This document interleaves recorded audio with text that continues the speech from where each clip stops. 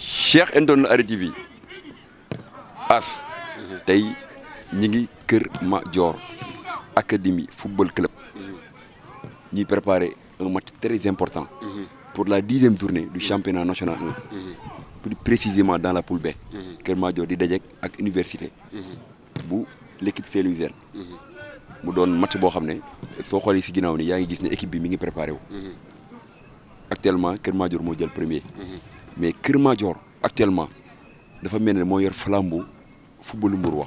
as salaamaaleykum mbokki internet Arrêt TV salaamaaleykum mbokki sport comme ni ko sama naataango bi waxee Mambay communément appelé Rivaldo ñu ngi nii Kër Madior complexe de renommée internationale bu ñu ne KMC mooy complexe scolaire Kër Madior mais dañu nekk tey ci aspect sport football ñu gis ni centre de formation la institution la boo xam ni tey mu ngi développé football bu extraordinaire tey mu téye flambeau football Mbour ku ne sañ nga ko wax parce que gis nañ ascendance bi Kër Madior di def gis nañ tey fi Kër Madior teg tànkam c'est pas pour rien du tey ci national 1 mu nekk en tête du classement poule B bi la nekk ba pare war a football dimanche contre l'équipe de l'université la Saint-Louis du Saint-Louis du Sénégal muy match boo xam ne ñu ngi koy préparé ñun ñii nag ci académie bi ngeen gis joueurs yi ñuy entraîner tout le staff est là tey maam nan nga nar a defee waa Kër Madior. waaw xam nga Kër Madior actuellement suñu waxee sax position bi mu nekk actuellement ci poule B mais dafa am lu am solo mooy tey foo dem ci catégorie équipe nationale du Sénégal da nga fay gis joueur Kër Madior loolu mooy loolu mooy doon fee boo xam dafa marquant ñu gis Kër Madior nag di jaay bu metti ñëpp di ko gis ñëpp di wax ne centre bi fan la nekk tey moo taxoon ñu doxantu fi xam naa dinañ dem ci coach yi le coach des gardiens dinañ dem ci le coach principal dinañ jëm ci dirigeants yi su mënee nekk dinañ gis joueurs yi pour ñu xool match bi nan lañ koy préparer ak qu'est-ce qu'il y a derrière Kër Madior.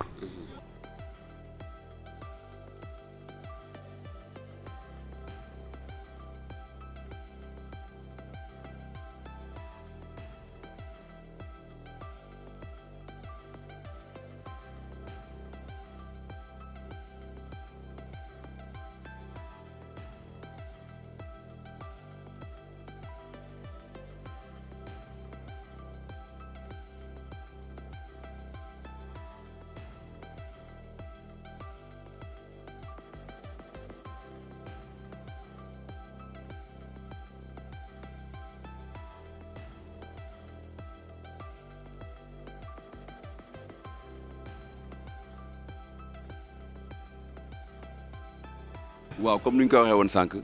actuellement ñu toog avec le coach Mansour mu doon koo xam ne une personne boo xam ne sur le football sénégalais nekkatul ko ñuy présenté mais dañ koy bàyyi jox ko parole bi mu def présentation. waaw ok merci beaucoup merci en tout cas de l'opportunité que vous nous offrez moom mooy ñëw bi ngeen ñëw pour seet si ñu. waaw ñu ngi leen ci sant bu baax a baax parce que nit bu nekkee di liggéey bëgg na li muy liggéey ñu fesal ko si possible ca loolu ngeen di doxee parce que je vous suis de loin maintenant je deviens Mbourois par la force des choses parce que ça fait maintenant 2 saisons que je suis à Kër Madior et je suis régulièrement damay suivre régulièrement seen émission et je vois que vous grandissez vous faites de l'excellent travail bon loolu moo nécessité quand on nous a dit que vous alliez venir que da ngeen di ñëw fii ñu kontaan ci waaw accueillir leen les bras ouverts xam ne ce sera toujours une promotion pour le football parce que yéen football bi ngeen di nekkal football bi ngeen di jàppale football bi ngeen bëgg surtout le football mbuurwaa ngeen bëgg mu avancer kon nag baax na aussi ñu bu ngeen di ñëw fii ñu tatagal leen waa teeru leen bon di leen wax ne kontaan nañ ci loolu. maa ngi jaajëfal c'est Mamadou Ndoye plus connu sous le nom de Doudou coach adjoint de Kër Madior. Merci. Je m'appelle Serigne Mansour Sarr. Moi, je suis de Thiès, mais j'ai longtemps été à Pikine. Je peux dire que je suis un produit de l'AS Pikine. Donc, j'ai été formé à l'US Rail. D'ailleurs, am na fi seen benn gardien boo xamante Mam Sana Diakhaté. C'était un ami waaw Dieu ait pitié de son âme. Moi, je suis un produit je suis un produit de l'US Rail. Bon, mais tout ce que j'ai gagné dans le football, je l'ai presque gagné à Pikine, hein, à Pikine ou à l'AS Pikine, où j'avais presque fini de faire le vide, en tout cas dans la société du gardien. Nous avions tout gagné. Le championnat du Sénégal, la Coupe du Sénégal, la Ligue de football, le trophée des champions, et qui a fait que defe naa ne bay naa sama partition dans le football sénégalais, et qui fait qu'aujourd'hui je suis là. Ouais, je crois que loolu la ça fait 2 ans maintenant maa ngi Kër Madior jaar Pikine jaar Jaraaf jaar Guédiawaye où j'ai été coach principal pendant un moment jóge fa jaar Sonacos muy sunu wor tey jii, et ce qui veut dire que j'ai fait beaucoup de clubs. Ça fait maintenant plus de 25 ans je suis dans le métier et je suis dans les instances du football. Je suis chargé de formation de la société du gardien. Nous formons des entraîneurs de gardiens, à l'image de Sarah qui est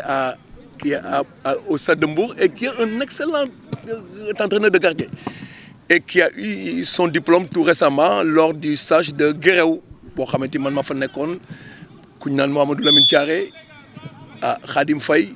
Tony Silva, moom ñun ñoo ko formé, et c'est un garçon adorable. En tout cas, Mbour tient en lui un très bon entraîneur de gardien, ça je vous le dis. dama ne Kër Madior benn académie boo xam ne c'est maintenant reconnu sur le plan national en même temps sur le plan international. lu waral loolu mooy Kër Madior dafa benn structure boo xam ni ku ma ko bëree dafa am benn qualité ak benn liggéey bu nekk si ginnaawam. mooy ça veut dire bu ñu nee liggéey ce n'est pas si lu ñuy gis si terrain mais lu nekk si ginnaaw am nañ ay dirigeants yoo xam ni ñoo ngi à la hauteur. Voilà, di def travail bu mucc ayib, voilà, di dimbali joueurs yi, di dimbali coach yi tam si liggéey bu ñuy liggéey moo waral résultats yi ñu am tey. te résultats yi tamit dañ naan coach yi mais joueurs yi ñooy les principaux acteurs ndax boo ñu gisee tey dañ fa fekk benn ay joueurs yi xam ne benn groupe boo xam ni am na lu xewoon daaw. sur le plan psychologie ils étaient abattus mooy descendre nañ équipe à Ligue 2 à Ligue en National 1 loolu moo taxoon ñu amoon benn état psychologique boo xam ne moo leen jàppoon quoi. il y avait un chantier à faire mooy ba ñuy doog a ñëw suñu premier chantier mooy ba ñu defee entretien ak ñoom on s'est rendu compte ne équipe bi problème bi du problème de qualité du problème de kii mais c'est le problème de mental. On a beaucoup travaillé sur ça def nañ ay préparation mentale au début de semaine ñu jéem a remobiliser le troupe ba tey jii moo tax ñu indi am résultat yi ñu am. C'est Christian Bass, donc préparateur physique de Kër Madior, donc en même temps préparateur physique de l'équipe nationale U15 féminine et en même temps entraîneur détenteur de la licence B, donc CAF. Je suis dans la gestion de tous les attelages. J'ai presque 18 gardiens à mon actif, 3 par attelage parce que nous avons 5 attelages. Attelage bu nekk 3 gardiens là. Bon là le travail se fait à ce niveau. J'ai commencé nañu déjà di génne ay internationaux, à la limite même ñi ngi ñaan yàlla sax am commencé di jaay. Parce que nous sommes dans un projet mercantile. Kër Madior maintenant dafa commencer di màgg. Parce que si jamais vous entrez dans le vif du sujet, en tout cas à Kër Madior, vous saurez que le projet a beaucoup avancé, a beaucoup évolué. Les conditions sont meilleures. On n'est pas loin des meilleures maintenant académiques au niveau du Sénégal, ça c'est certain. En tout cas au niveau de l'expertise, parce que nous qui sommes là et qui sommes en train de faire la formation, nous avons tout ce qu'il nous faut pour, en tout cas l'expertise qu'il faut à mon avis, pour être au top, en tout cas par rapport à tout ce qui se fait au niveau de la formation au niveau du Sénégal. Je crois que loolu la ñu indee fii boobu ak léegi que Madior nous prend en charge, en tout cas à tous les niveaux. Nous sommes logés, nous sommes blanchis, nous sommes nourris et on nous paye un salaire conséquent et qui fait que tout travail doit être bien payé et là on ne se plaint pas. loo gis rek lu may wax chaque jour mooy les dirigeants. bu ma nee les dirigeants ce sont comment dire ñoom ñu fondé club bi xam fu ñu jëm xam fu ñuy teg seen tànk quoi ils aspirent à devenir des professionnels te professionnalisme boobu boo ko fi ñëwee fekk ko fi mënoo dellu tegu si loolu quoi jëfuñu ne dañuy bëgg a doon professionnalisme ba pare te amuñu les moyens te ils sont en train de mettre les moyens di aspirer les gosses si loolu ne ils aspirent à devenir des professionnels ça commence dès maintenant te si loolu yoon boobu lañ nekk si route boobu lañ nekk tamit ñu ñëw fekk leen ñu ren la ñuy doog a ñëw si équipe bi. C'est notre première année ici à Kër Madior. On était ailleurs à Africa Foot. Pour le le projet était là. Le projet était satisfaisant par rapport à nous, sur le plan du football. Un projet ambitieux, en tout cas qui a été très bien étudié Et toutes les conditions, en tout cas, je crois, sont réunies. Et j'en suis même certain pour que ce projet-là aboutisse. Maintenant, que Madior devient une académie à l'image de ce qui se fait de mieux au niveau des académies. Quand on parle d'académie, c'est la formation, c'est le travail. Am njàng la ak xarañte la ñuy wut ci loolu boo ko bëggee aussi il faut l'expertise moom mooy lan mais da ngay am ay ñoo xamante ne ni mais ñoom ngay indi ces experts pour que ñu jàngaleel la li nga xamante loolu nga soxla parce que boo xoolee comme vous dites nous commençons à avoir des joueurs qui sortent et les joueurs qui sortent pour aller au niveau des équipes en Europe mais ils sont formés au niveau de Keur Madior et que Madior les avait mises dans d'excellentes conditions. C'est un investissement colossal. Il y a beaucoup d'argent qui est investi dans ce projet. J'en sais quelque chose. Et quand on parle de projet, mais un projet, quand il fait un investissement, il faut penser à le rentabiliser. Comment le rentabiliser? Rentabiliser un projet, c'est que tu mets de l'argent, tu prétends, tu penses récupérer de l'argent. D'un autre côté, ils investissent beaucoup d'argent dans cette académie. Les joueurs qui sont là, en tout cas, et le staff, Manmi Mabokoti de formation, nous sommes logés, nous sommes blanchis, faute, passé, lec, nan, les salaires, tout est payé par le projet. Ça veut dire que c'est de l'argent qui sort. Mais parce que aussi, il y a un daf ci am moom mooy lan que li nga xamante ni ñun jëlee nañ ñu ko pour ñu di ko liggéey suñu fa jógee mais mu am lu mu jur ca loolu gis nañ ne am na fi mi ngi ñëw ndànk-ndànk. Je suis un pur produit de Jambar. Donc je suis entré à Jambar en 2008 ba 2023 donc ça fait 15 ans laa def Jambar. Donc bi ma jógee Jambar donc dem naa Darou Salam en même temps comme coach titulaire U17 ma jël équipe U17 bi yóbbu ko ba demi-finale Coupe du Sénégal. En même temps j'ai été le directeur de la formation de l'Institut Darou Salam donc bu Grand Yoff donc en même temps coach adjoint et chargé de la préparation physique de Darou Salam mooy daaw ñun ñoo ko yéegal maak un certain coach Boussi donc mu doon jaar-jaar boo xam ni donc dikkee na ci lu bari après tamit gagné naa ñaari coupe IFOA A ak équipe nationale U15 masculine de 2021 en 2023 donc 2024 lañ ma yóbbu ci équipe nationale féminine bi quoi. très très bon climat ndax tey jii boo ñu fekkee ñu toog wala ñu fekkee ñu nekk par rapport sax di nga mën a da ngay tu poses la question kat mooy coach bi ak kat mooy dirigeant yi parce que am na benn climat boo xam ne mu ngi fii les dirigeants ak ñi fi nekk ni am nañ confiance sur les coachs qui sont là confiance ba tamit ñu delloo leen ko ñoom tamit te lépp lu ñu bëgg lu xam ni day jëmal liggéey bi tax kanam ñoom ñoo ngi siy taxaw voilà c'est quelque chose yoo xam ne jafe na si équipe kii ni ko waxee si équipe yi nekk fii nii au niveau national les autres équipes boo xoolee par rapport di ngay ñëw fekk si équipe bi bëgg a liggéey te dina pas les matériels doo ko am pour mën a xam nga def sa liggéey normal te ñoom ñoo ngi siy jàpp bay def leneen lu xam ni sax ñun xaaruñu ko woon quoi. En tout cas li nga xamante ni moom la ñu teg suñu bët comme vous avez dit tout à l'heure sous peu dans 1 an ou 2 ans en tout cas je ne finis pas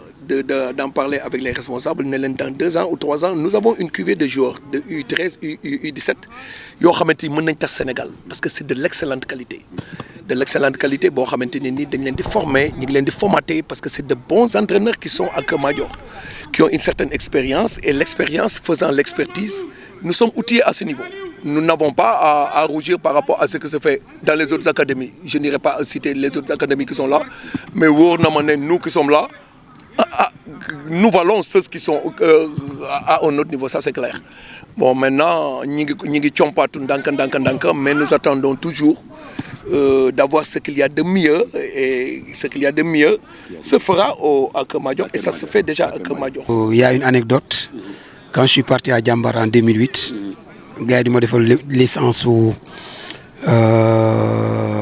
licence officielle technique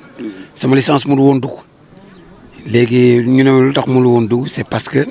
dama déposé woon benn licence à Keur Madior j'ai été aussi joueur boobu ñu ngi entraîné terrain ndox mi xaw ma terrain kii waaw kay donc foofu donc mbay daaw moom fa yóbbu woon donc man je connaissais Keur Madior donc de par la proximité entre Jambar et Keur Madior je connais très bien Maodo vraiment et ma venue ici a été facilité par Maodo et j'avais pas un problème d'adaptation parce que man fu ma dem ci football rek damay adapté wu j'ai été joueur en même temps technicien donc en même temps préparateur physique du aw ma problème adaptation. tey boo xoolee tey équipe bi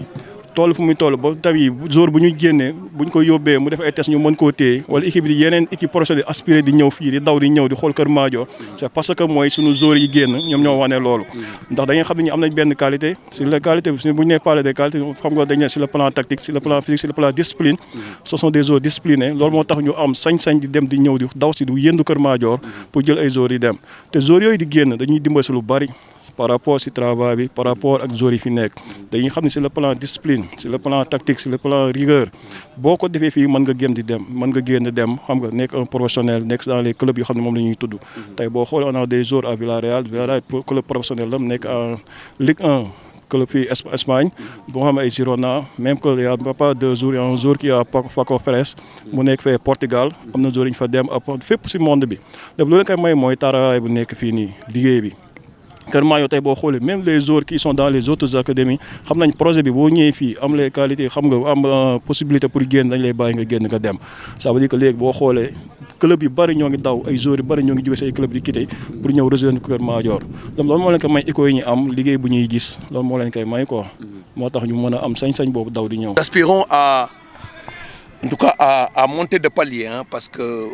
on se plaisait à dire que ñun fi ñu nekkoon du woon suñu place. C'est vrai que 2 ans, moi ça fait maintenant 2 saisons que je suis là. Ça veut dire que je suis acteur de tout ce qui se passe ici. Bon, bu équipe bi mu nekkee à un certain niveau maa ngi fi woon bi mu wàccee maa ngi fi actuellement nii nga xamante ne nii ñi ngi gis ne équipe bi mi ngi wane xar kanam boo xamante ni bokkul ak at yi loolu dal na suñu xel parce que gëm nañ ne ñun su fekkente ne dans cette dynamique bii ngeen ñëw tey fekk ko fi ci terrain bi parce que vous êtes venu en reportage mais bu ngeen xoolee ni ñu pàccee ak le professionnalisme bi nga xamante moom la staff bi di wone ak conditions yi nga xamante moom la hiérarchie à sa tête le PCA Samba Fall le président Mohamed Diouf le manager général Maodo Fall maître équipe bi. Mais il n'y a pas de raison, par exemple, que nous n'ayons pas de bons résultats. Wow, la préparation physique, elle est très importante dans une équipe, surtout dans un centre de formation avec les enfants. Donc, j'ai eu à former plus de 150 professionnels. Oh, super. À l'Institut Diambar. Donc, donc, si je suis venu à Borbi, je suis venu à Borbi. Attitude yu am foofu ak comportement joueur yi donc pour ma intégrer wala ma jàppale xale yi lu yomb la donc du lu bees ci man waaw que ce soit jour bi gaañu ñu war ko defal réathlétisation que ce soit jour bi dem voyage ñu war ko préparer mu dem que ce soit jour bi nga xam ne day préparer fii tamit pour championnat te bon yàlla def na ni jour bu mu mënti préparer soo demee test doo dellu si équipe bu mu mënti yor tamit doo ci dégg mukk défaillance physique loolu moom je touche du bois quoi car machallah donc c'est le cas de Nicolas Jackson man mii maa ko préparé ba muy dem Moussa Ndiaye man mii la donc loolu dama koy wax ci kaw fu ñu mënti toog ñoom tamit nañ ko wax et la dernière c'est mbër bi nekkoon Kër Madior avec qui vraiment j'ai partagé des moments très spéciaux ak moom moo koy ñaanal ci dem gi mu dem yàlla na ko yàlla may mu réussir ci. waaw mais xam nga boo xoolee gis nga ce qui se fait au niveau de la formation c'est ce qui se fait au niveau de la gestion de l'équipe A moom mooy cette équipe là que vous voyez actuellement nii ils sont allés prendre ce qu'il y a de mieux en tout cas ce qu'ils pensent être le mieux pour l'équipe parce que boo xoolee il y a une petite valse d'entraîneurs ça fait maintenant 3 ans mais maintenant avec la nouvelle équipe qu'il y a en tout cas les jeunes et nouveaux techniciens qui sont là nous croyons que nous avons ce qu'il nous faut en tout cas pour perdurer dans le haut niveau c'est-à-dire exister ba pare yéeg parce que nous y croyons quand tu formes des joueurs da ngay ñaan yàlla à un certain niveau bu ñu fa àggee mais ñu am fu ñu évoluer parce que former ay joueurs des U17 nos U17 qui sont là et qui sont de qualité ñi ngi commencé déjà di voir les prémices d'une certaine réussite parce que boo leen xoolee ñu jouer avec les autres académies du pied à l'image des matchs qu'ils jouent avec Diambar et Génération Foot ils n'ont plus rien à envier par rapport à ces gens-là te ñooñu am na niveau boo xamee bu ñu fa nekkee il faut ñu am canevas évolutif mooy foo xamante ni dañ fa mën a wane seen bopp. d'abord les joueurs ñu jàppale ñu leen ay comment dire ay joueurs carrément ce sont nos frères ce sont nos amis xam nga dañoo ñëw nekk ak ñoom benn pour liggéey bu ñu mën am si ñoom wala lu ñu bëgg a def si ñoom ñu mën koo def boo xoolee ñun bu ñu nekkee ñun ak joueurs yi d'abord mag nañ leen mais ñun xam dans la même génération ndax nous sommes des coachs jeunes voilà ñun ñëpp benn génération magawuñu leen 10 ans que ça veut dire que ni comme ñooñu boo leen bëgg utiliser il faudra une relation saine entre frères ñu toog di waxtaan di wax dëgg mais on est tellement rigoureux sur le plan du travail on peut rester ensemble toute une journée on peut rester ensemble à boire du thé mais bu ñu waree liggéey dañuy liggéey on est rigoureux sur le plan discipline dañ si kii bu baax a baax on a des normes établies yu xam ni c'est à respecter pour tout le monde voilà loolu moo tax tamit suñu relation gën a baax suñu relation gën a neex boo xoolee résultats yi nekk si kanam ni ça veut dire ñuy am ni relation bu xam ni bu seen moo tax ñu am ko quoi. parce que aussi booy ñëw ba àgg ci benn niveau bi bon di jouer presque niveau nawetaan dafa mel ni noonu gënul bu leen fekkee tey équipe bi nekk en deuxième division comme li fi amoon ak Jambar si on se souvient bien. Jambar avait une génération de U17 moom mooy boy yooyu ñu jaayoon ñoom Kara ci lañ bokkoon waaw ñoom kii Guèye waaw ñoom Gana Guèye seen génération boobu de 17 gisa bi ñuy ñëw l'équipe était en deuxième division il recevait déjà il les faisait jouer de deuxième division et nous pensons pouvoir faire jouer nos U17 dans un an ou deux. Dans un an ou deux, ces gosses vont pouvoir jouer déjà en équipe première. Vous faites que l'équipe est en deuxième division, mais daf leen di étoffer. Ils nous ont facilité le travail, ils ont été coopératifs. Donc sans oublier aussi Francky, donc c'est le coach Sané. Man maa ngi koy doog a xam ren bi ñu ñëwee tamit dafa ubbeeku wàcce boppam ñun ñu wàcce suñu bopp booy xool ñun mën naa ne suñu liggéey dañ koy waxtaanee même temps la mi nga xam ni c'est l'intendant dafa ñëw imprégné ñëw ci liggéeyu Kër Madior ce qui fait que tey Kër Madior doole gi mu am ni xool yu baax ñoo ko wékk donc di waxante dëgg di xëccandoo di dóorandoo ba pare bokk benn objectif mooy développer Kër Madior donc loolu moo gën a yombal liggéey bi. ça a été tellement facile par rapport mooy li ma wax rek tey renseignement Kër Madior dañu échanger lu bari si biir ndax tey bu ñu ñëwoon fekk fi benn staff bu xam ni dafa am décalage d'âge bu xam ni ñii say morom papa lañu wala nangam sangam xam nga boo ñëwee. pour mu am intégration day metti mais boo xoolee staff bi fi nekk yëpp même génération la comme li may wax rek staff jeune la ñu ñëpp benn la ñu xam nga moo tax ba ñu ñëwee tey jii affaire bi yomb si ñoon xam nga ñu ubbil ñu porte yëpp xamal ñu voilà vous êtes là on est votre frère tout ce que vous voulez vous pouvez venir sur nous vous nous demandez on peut régler ça même si on ne peut pas le régler on va faire tout pour vous satisfaire quoi te xam nga loolu yombal nañu liggéey bi ba tey fu ñu toll di am yenn résultats yi mais lu ñu gën a wax rek mooy le travail reste quoi des na lu bëree bëri xam nga ñoo ngi si chemin bi nag ndax boo xoolee tey fu ñu toll si championnat bi ñoo ngi si trio de tête bi kon ça veut dire que ne y a quelque chose qui a été fait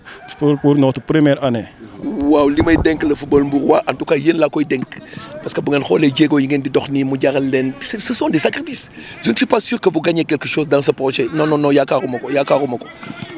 ko parce que yombul lool mais vous investissez ngeen nekk ay jeunes di investir ci benn créneau boo xamante ni qui peut être porteur mais dans un premier temps ce sera extrêmement difficile parce que yombul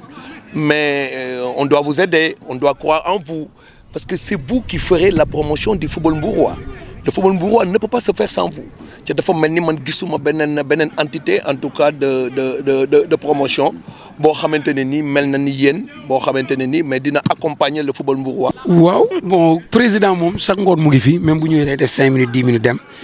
il est là il regarde les entraînements donc les dirigeants parfois ñu ngi fi doog ñoom ñëpp donc ñi imprégné ci état de forme joueurs yi di gunge tamit équipe bi xam nañ ni yor équipe yombul métti na trop mais moom il essaie de faire de son mieux pour cohésion bi mën a des te mu ngi koy réussir donc en tant que préparateur physique li ma mën a wax mooy ni préparateur physique ubbeekoo di recevoir ay jours di leen préparer Kër Madior noonu la ubbeeku xoolu préparateur physique la ñu yor ku ñëw dañ lay dugal. pour que mu mën a évoluer ma di leen sant di leen wax ne vous êtes sur la bonne voie mais na ngeen góorgóorlu et puis ngeen liggéey parce que le football mbourois a toujours existé dans le football. Malheureusement, nos équipes à Mbour ont presque, je ne dis pas périclité, mais sont presque dans des niveaux où ils ont Jambar fi mu nekk du place am Stade Mbour fi mu nekk du place am Demba Diop fi mu nekk de place am Mbour Petite Côte fi mu nekk de place am Kër Madior bi fi mu nekk de place am mais nous aspirons en tout cas le football mbourois nous avons juste le devoir nous parce que je dis que je suis dedans vous êtes dedans ñi nga xamante ni dañuy déglu wala ñu dañu gis ils seront dedans noonu ñooñu ils sont appelés à croire au football mbourois mais jàpp ko mu nekk benn force boo xamante ne nii mais dafay dellusiwaat jël li mu nga xam ne daf ko moomoon dans le football. Et je crois que c'est encore possible parce qu'il y a des balbutiements qui se fait parce qu'il y a Keur Madior maintenant qui est en haut et qui joue les premiers rôles mais il y a les autres équipes la locomotive maintenant sera Keur Madior. yeneen ci des dañ ci topp ñu xam ne c'est possible. tamit maa leen gërëm yéen Arrêt TV depuis ba ñu ñëwee tamit fii au niveau de Mbour ñun ñoo ngi suivre match yi demuñu stade mais match yëpp ñoo ngi koy suivre si Arrêt TV may nañu lu bari ñu xam ko si am na joueurs yi xam ne suivre na leen par rapport si nawetaanu Mbour yi si Arrêt TV lañ ko doon seetaane di leen jaajëfal di leen gërëm tamit ne leen travail bi mu ngi nii liggéey baa ngi nii voilà média bi soxla nañ ko partout xam nga tey jii bu ñu demee ba mën a gis yeneen joueurs yi fu ñu toog mën a seetaan ay match tey jii nii voilà au niveau de Mbour tamit joué ngeen si rôle bu rëy di leen jaajëfal di leen souhaiter bonne chance et bonne continuation. Mais il faut se donner quand tu veux avoir quelque chose donne-toi les moyens de les avoir. Ah mais je crois que c'est ça. Mais vous nous donnez les moyens d'y croire. Parce que déjà de venir vers nous exhorte à travailler. Et là nous saluons vraiment le geste que vous faites pour nous. waaw man maa leen gën a kontaan donc li yombul nga dëkk Mbour. di jàppale waa Mbour loolu dafa am solo. tey aujourd'hui le développement du football. département de Mbour. yéen ñii yaa leen ko mën a jëmale kanam. club bi tamit ñoo leen mën a jàppale yéen tamit pour seen liggéey bi ngay def mën a visualiser mën a jaay image wu le football de Mbour et le football de Mbour est développé grâce aux médias mu neex mu naqari yéen la. ah fi lañ commencé rek Keur Madior. te noonu lay demee incha allah maa la ko wax di nga tegaat lii. incha allah.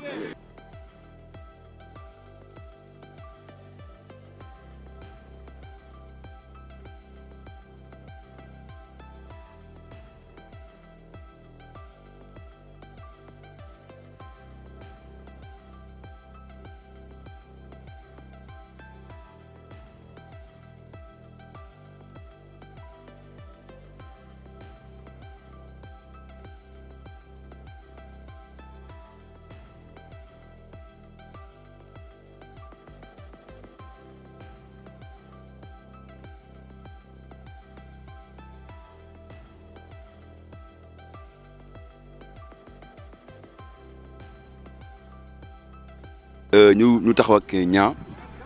tey duñu wax ñaa reporter mais dañuy wax ñaa intendant ñu ñëw fekk la sa kër ñaa Keur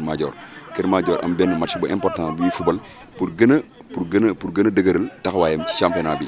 parce que actuellement mi ngi jël premier à égalité avec l'AS Diego même nombre de points même goal de différence ñaa match dimanche bi en tant que intendant noonu lañ koy préparé. waaw salaamaaleykum di nuyu ñëpp mbokk internet Arrêt TV comme ni nga ko waxee tey da ngeen a ñëw Keur Madior te Keur Madior fii la ma ñëpp xamee instant bi dafa nekk ci dynamique de victoire ba tolloog yëgu ay points kon lu koy xaar ñëpp xam nañ ko victoire moo koy xaar boo gisee entraînement bi tey boo xoolee intensité am na trop d'intensité ba pare ñëpp ñëw nañ fekk ko kon ça veut dire que Keur Madior fu mu toll lu koy xaar mooy mu gagné ba pare bëgg a jël première ci tableau bi moo tax instant bi ñëpp teewee ko ba pare entraînement bi li mu fi fekk moo tax mu mel noonu. su ma nee figure emblématique ci sport dama ko côtoyé j'étais encore jeune muy benn secret boo xam ne peut-être naa ko xam wóor parce que bi Touré Kunda doonee équipe nawetaan amoo muy doon équipe championnat man jot naa faa ranka demee moom moo ma yoroon donc muy ñun guro lañ ko doon wax. Buro Diouf. bilaay tey mu dem ba di occupé wu ci li gën a métti muy santé joueur tey bu ñu la fekkee Keur Madior mbégte lay doon ak contentement ñu bàyyi la nga nuyoo présenté wu ñu dugg ci waxtaan bi incha allah asalaamaaleykum. aleykum salaam wa rahmatullah As maa ngi lay sant di sant aussi bépp téléspectateur ci seen antenne bi di la sant di la gërëm ci li ñu seet si tey di dëggal it li nga wax mu di depuis xale ngay évoluer ci sport foog naa ni que ni dama am chance dajeeg yow ci terrain yore la sa catégorie ak tant d'autres aussi yoo xam ne vraiment ay photos yoo xam ne dañu ma koy wan fàtte woon naa yooyu sax mais dama lay gërëm di la sant à tout moment fu ñu tase rek dafa am lu may fàttali ci yow. yow tey jii xam nga si lu bëri parce que lu bëri comme ni nga ko waxee waxoon naa ko bu yàgg avant lii nii di am depuis Aziz ba mu demee U17 ba léegi boo xoolee amaan nañ Famara Camara amaat nañ Coro ak Tamba si U17 bi amaat IPO mu mujjee dem ak booy présélection yu bëri yoo xamante ni mujjewuñu leen a jël mais dañuy def présélection après génnaat lu ko waral mooy Kër Mahar académie la même tey jii man lu ñu may wax ñaa intendant lañ may wax yaakaar ne man maa nekk Kër Mahar mais boo xoolee ñetti intendant ñoo ngi Kër Mahar man Talla ak Pa Dieng mu dëkk Supéraay kon loolu moo lay wan ne académie la Kër Mahar nag boo xoolee jaay yu ñuy jaay ñu koy def si Facebook bi ñëpp xam ko kon loolu moo la ne staff bi mu nekk am nañ doole liggéey bi xam nga di gërëm kii bi yëpp di leen féliciter tamit si kii bu ñuy def si parcours bu ñuy def ba pare jaay bi xam nga ñëpp xam nañ ne ñoo ngi def liggéey bu am solo liggéey bu am solo nag heure boo ko déggee mooy ñu nekk ci ginnaaw kon ñoo ngi def liggéey bu doy waar. waaw li ko waral as moo di liggéey rek bëgg liggéey parce que je suis de Mbour. liggéey fi loo xam ne aussi ci sport foog naa ne que ni dama marqué sama empreinte biir Mbour santé dafa di loo xam ni dama ko pratiquer durant toute ma carrière ba fi may wax ak yow nii je fais partie de l'association sénégalaise des médecins du sport au Sénégal ñu détaché ma ñëw di liggéey aussi ak projet Kër Madior je suis là depuis presque 10 ans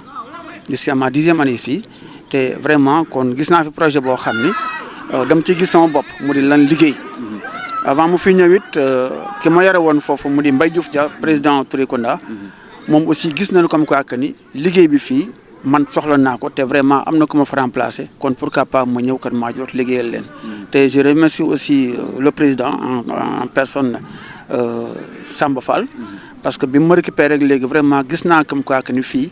liggéey mi ngi fii parce que catégorie bëri nañ xale yi nañ ñu fi macha allah te liggéey xale foog naa ni que ni c'est un très grand plaisir comme ni ma def ak yow rek damay ñaan yàlla aussi képp ku neen ba magit dugg fii kër Madior di nga xam ne xel ni Doc il a fait quelque chose pour moi. waaw di ko waaj comme joueurs yi ni ñu koy waajee ak coach yi xam nga tamit joueurs yi dañ koy waaj ak entraînement coach bi di ko waaj ak ay tactique technique mais ñun tamit noonu lañ koy waajee à chaque fois di génnee xam nga ay maillots yu bees chaque fois di jéem a def matériel yoo xamante ni moom moo war ci match bi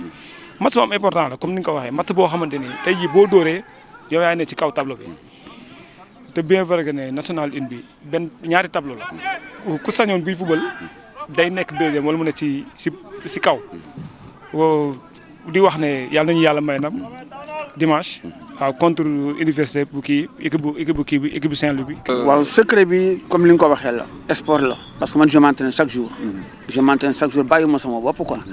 bien vrai que l'âge mi ngi fi mais bàyyiwuma sama bopp ci terrain yi. boo ma gisee bu dul fii sax je m'entraîne chez moi pour au moins gérer sama santé moo tax may def loolu mais ci blessure yi ngay wax. on a eu la chance d'être formé en maîtrise des traumas. trauma cheville trauma genou yooyu yëpp dañ koy jàngal nañu aussi ECG yi naka nañ koy interpréter parce que am maintenant un joueur du am licence sans pour autant que mu def électrocardiogramme benn bi aussi mooy massage cardiaque kooku aussi yàlla suturaal nañu aussi ba vraiment maîtriser nañ ko kon daal as li ma la mën a wax daal moo di liggéey bi mi ngi fii te vraiment ñu ngi ci te ñu ngi ci sant yàlla daal. waaw moo tax ñuy daw pour gaaw secourir joueur bi ban xamuloo aussi ndax c'est une blessure ouverte wala trauma la am. wala mu am problème cardiaque. santé bi mooy commission boo xam ne bu am importance la parce que un joueur ne peut pas jouer sans pour autant que mu nekk dans de bonnes conditions condition bi première moo di la visite médicale booy bi il faut nga suivre ko sur le plan médical. nga defal ko fiche médicale individuelle. jël ko peñeeg mooy yëpp di ko seet. avant, pendant et après. Qu'est-ce qui ne va pas chez lui? S'il a des problèmes, fractures, voilà, fêlures, on peut le en charge, mettre dans de bonnes conditions. Actuellement, sur une infirmerie, machallah, on sent yalla quoi. Parce que si tu as ben wala ñaari jours ñoo nek sous plâtre. Té kok mënul ñak, c'est le foot, c'est normal. Loolu daal moom la ñu amagum te ñaan yàlla aussi mu yem ci parce qu'on a 2 jours yi nga xam ne ngi dox at béykat mais daal li ma la mën a wax Samba il a tout fait pour infirmerie bi marché pour aussi vraiment mettre ñu jox ñu ay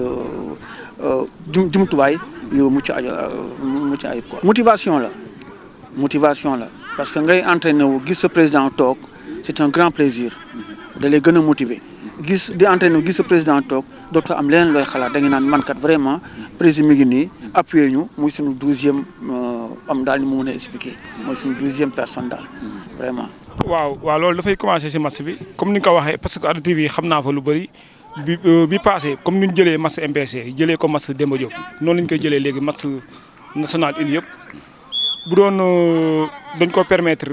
ñu teg match Ligue 2 beeg Ligue 1 bi sax dañuy def yëpp mais bien vrai que Ardu TV léegi jël na ay matuwaayam pour def lépp waaw di ñaan dimanche yàlla may ñu ndam incha allah. li may wax waa Mbour moo di liggéey baa ngi ci centre yi. centre yi am na MSA am na bëri na yu fi nekk mais Kër Madior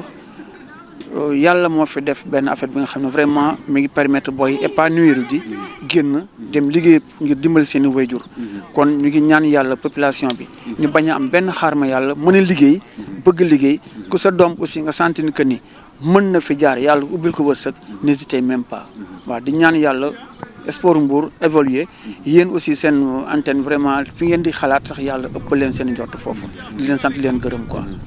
Merci beaucoup, ça a été vraiment un plaisir de partager avec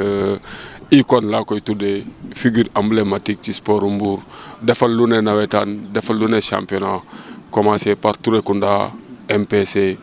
sport Mbour tey muy Kër Madior ñu ñaanal ko yàlla mu gudd fan wér ak wérle c'est un plaisir vraiment Bouro Diouf ndaanaan la ci biir ndaanaan yi merci.